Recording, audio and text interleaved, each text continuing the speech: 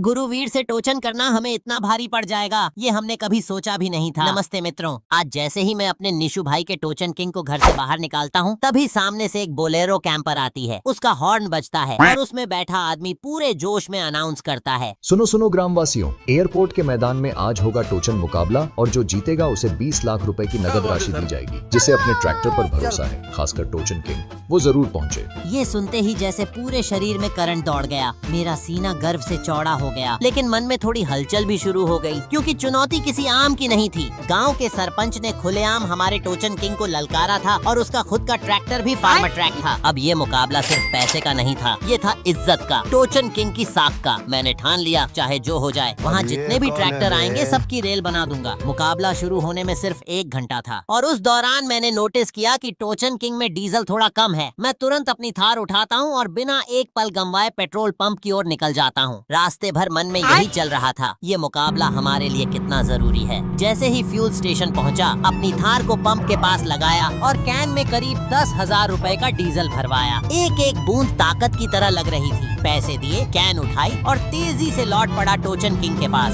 दिल की धड़कनें तेज थीं, लेकिन इरादा और हिम्मत उससे कहीं ज्यादा। घर पहुंचते ही फुर्ती से टोचन किंग में डीजल डाला, टैंक फुल किया और जो बचा वो थार में डाल दिया। फिर थार को साइड में पार्क किया और निकल पड़ा उस मैदान की ओर जहां हमारी किस्मत लिखी जानी थी। एयरपोर्ट मैदान में पहुंचा तो नजारा ही कुछ और था। गांव वाले, टोचन ट्रैक, बोलेरो कैंपर और सामने बहादुर गदड़ी भी दिख गई, बिल्कुल वैसी जैसी उम्मीद थी। और हाँ, छपरी सरपंच भी अपने फार्मर ट्रैक के साथ पूरी अकड़ में खड़ा था। मैंने अपनी एंट्री करवाई, ट्रैक्टर को ट्रैक पर खड़ा किया और नजरें घुमाई। हर कोई एक ही सवाल पूछ रहा था, क्या टोचन किंग आज भी राजा साबित होगा? मुकाबला शुरू होने ही वाला था और सबसे पहले सरपंच का फार्मर ट्रैक आया।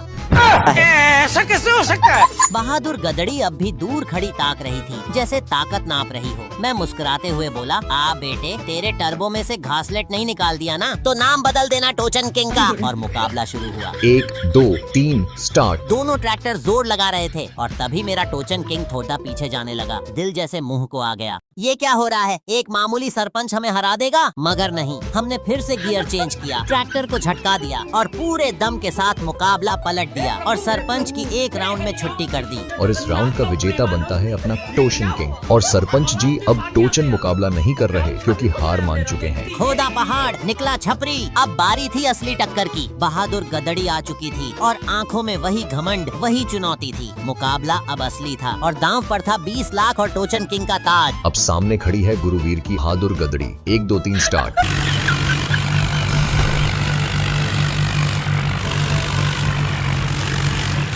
और ये क्या, पहला राउंड सीधा बहादुर गदड़ी बाग ले जाती है। बहादुर गदड़ी का 1 पॉइंट, टोचन किंग का 0 पॉइंट। दिल टूट गया, ये कैसे हुआ? लेकिन अभी 2 राउंड बाकी थे। अब होने जा रहा है सेकंड राउंड। लोग चिल्ला रहे हैं, दिल धड़क रहे हैं। टोचन किंग वापसी करेगा या नहीं?